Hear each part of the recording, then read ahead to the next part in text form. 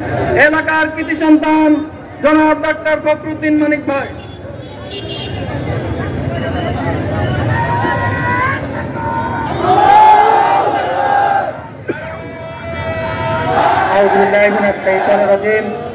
বিসমিল্লাহির রহমানির রহিম। মুক্তিকামী মানুষের প্রিয় সংগঠন বাংলাদেশের স্বাধীনতা সার্বভৌমত্বের অখণ্ড প্রহরী বাংলাদেশ জামাত ইসলামী দাগনভূঞা উপজেলার উদ্যোগে আয়োজিত আজকের এই পথসভার সম্মানিত সভাপতি বাংলাদেশ জামাত ইসলামী দাগনভূঞা উপজেলার সংগ্রামী আমির জনাব মাওলানা গাজী সালাউদ্দিন, আজকের এই পথসভার সম্মানিত প্রধান অতিথি বাংলাদেশ জামাত ইসলামের কেন্দ্রীয় নির্বাহী পরিষদের অন্যতম সদস্য ঢাকা মহানগরী দক্ষিণের সংগ্রামী আমির শহীদ ঈদগাহ বাংলাদেশ ইসলামী ছাত্র শিবিরের সাবেক কেন্দ্রীয় সভাপতি, যার আগমনের অপেক্ষায় আমরা এই দাগনভূঞার 0 পয়েন্টে দীর্ঘ সময় ধরে অপেক্ষা করছি। আমাদের শ্রদ্ধেয় নেতা জনাব নুরুল ইসলাম বুলবুল আজকের এই সমাবেশের অন্যতম বিশেষ মেহমান বাংলাদেশ জামাত ইসলামের কেন্দ্রীয় কর্ম পরিষদ সদস্য ঢাকা মহানগরী দক্ষিণের সংগ্রামী সেক্রেটারি ইসলামী ছাত্র শিবিরের সাবেক কেন্দ্রীয় সভাপতি জনতা জনাব ডক্টর শফিকুল ইসলাম মাসুদ, ফেনী জেলা জামাতের সম্মানিত আমির কেন্দ্রীয় মজলিস শুরার সম্মানিত সদস্য জনাব একেএম শামসুদ্দিন, আজকে এই ঢাকা মহানগরী দক্ষিণ থেকে আমাদের বন্যার্থ মানুষগুলোকে দেখার জন্য যেই টিমের সদস্যরা এসেছেন, টিমের সম্মানিত সদস্যবৃন্দ, ইসলামী ছাত্র শিবির জামাত ইসলামের সর্বপর্যায়ের দায়িত্বশীল নেতৃবৃন্দ, সম্মানিত সাংবাদিক বন্ধুগণ, সম্মানিত এলাকাবাসী, দাগনভূঞাবাসী, উপস্থিত সংগ্রামী জনতা, আসসালামু আলাইকুম ওয়া রাহমাতুল্লাহ। সম্মানিত ভাইরা, আমরা বেশি কথা বলব না।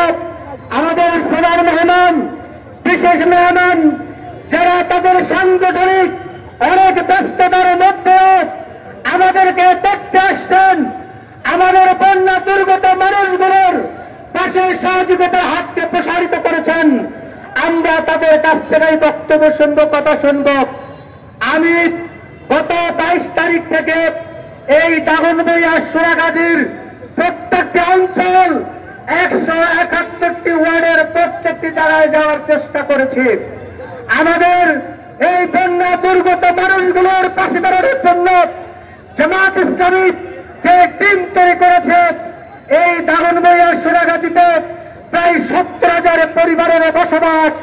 এই 17,000 পরিবারের যারা আক্রান্ত হয়েছেন তাদের কাছে আমাদের ভাইরা গিয়েছেন, আমাদের কথাগুলো বলেছেন, আমাদের সামান্য সহযোগিতা দিয়ে তাদের কষ্টকে লাঘব করার চেষ্টা করেছেন।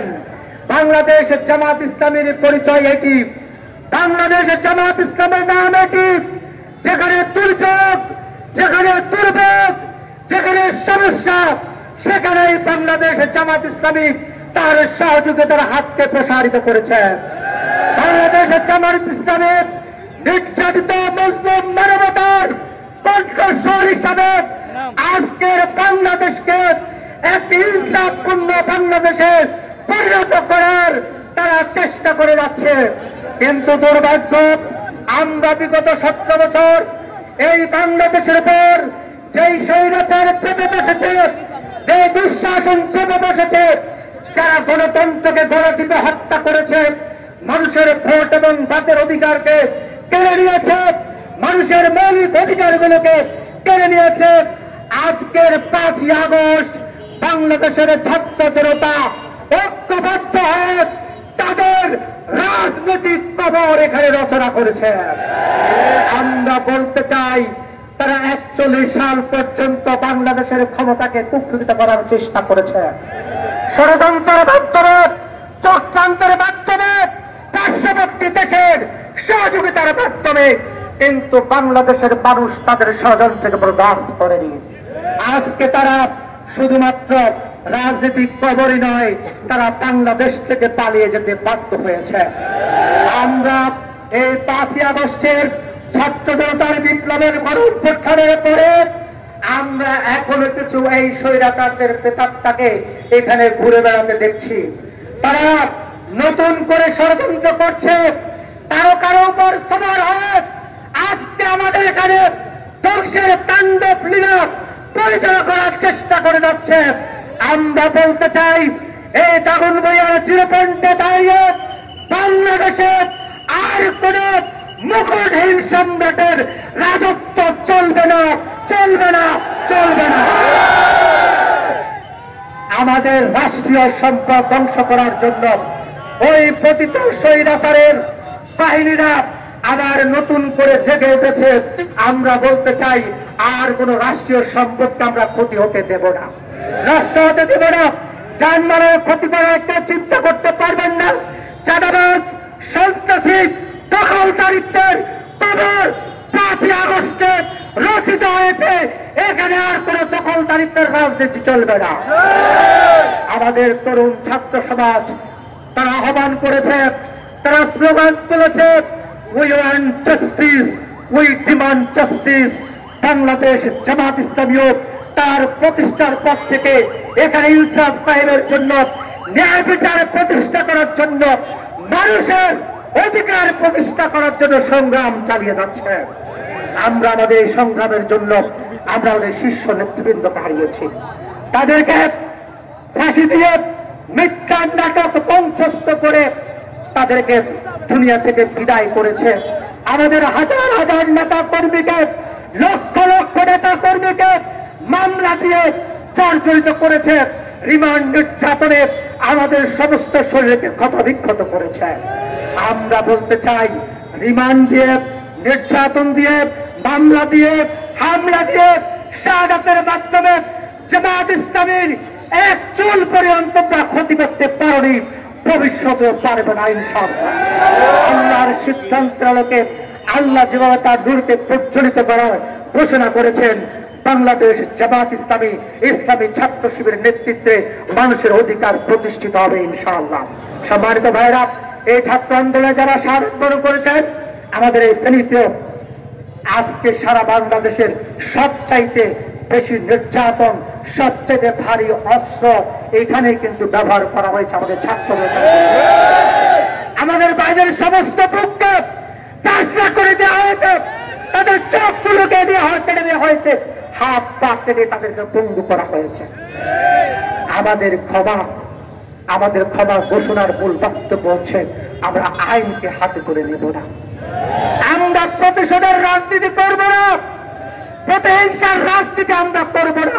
কিন্তু যারা অন্যায় করেছে, আমাদের ভাইদেরকে হত্যা করেছে, আমাদের মাদেরকে বিধবা করেছে, আমাদের বোনদেরকে ভাইহারা করেছে, আমাদের বড়দেরকে সন্তান হারা করেছে, আমরা তাদেরকে বিচারের মুখোমুখি করবো ইনশাআল্লাহ।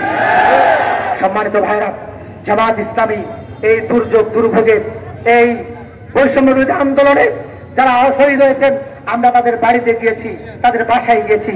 যারা আহত হয়েছে তাদেরকে হাসপাতালে দেখতে গিয়েছি, তাদেরকে আমাদের সামর্থ্যের জায়গা থেকে সহায়তা করার চেষ্টা করেছি। এই সরকার পালিয়ে যাওয়ার পরে নতুন ষড়যন্ত্র করে বন্যার পানি দিয়ে আমাদেরকে ডুবিয়ে মারার তারা ষড়যন্ত্র করছে। আলহামদুলিল্লাহ, আজকে পুরো দেশবাসী আমাদের ফেনীর দিকে তাদের সহযোগিতার হাতকে প্রসারিত করেছে। আমরা সেই সমস্ত যারা এখানে বন্যার্তদের সহযোগিতা এসেছেন, প্রাণ নিয়ে এসেছেন, যে দল, যেই সংগঠন, যে স্বেচ্ছাসেবী সংগঠন, যে ব্যবসায়িক প্রতিষ্ঠান, আমরা তাদের প্রতি আন্তরিক কৃতজ্ঞতা পোষণ করছি। আজকে বাংলাদেশ জামাত ইসলামী ঢাকা মহানগর দক্ষিণ শাখার সম্মানিত আমিরের নেতৃত্বে একটি বড় টিম আমাদের এখানে এসেছে। আমরা আন্তরিকভাবে তাদের প্রতি কৃতজ্ঞতা পোষণ করছি। আগামী দিনের যে ইনসাফপূর্ণ সমাজ নির্মাণের জন্য বাংলাদেশের জামাত ইসলামী, ইসলামী ছাত্র শিবির বাংলাদেশের টেকনাফ থেকে তেতুলিয়া পর্যন্ত, রূপসা থেকে পাতুরিয়া পর্যন্ত আল্লাহর বরত্বের ঘোষণা দিয়ে বাংলাদেশ জামাত ইসলামী যেই সমাজ কায়েম করতে চায়, সম্প্রীতির বাংলাদেশ করতে চায়, দল, মত, ধর্ম, বর্ণ নির্বিশেষে সবাইকে ঐক্যবদ্ধ করে মানুষের অধিকার কায়েমের চেষ্টা করে যাচ্ছে।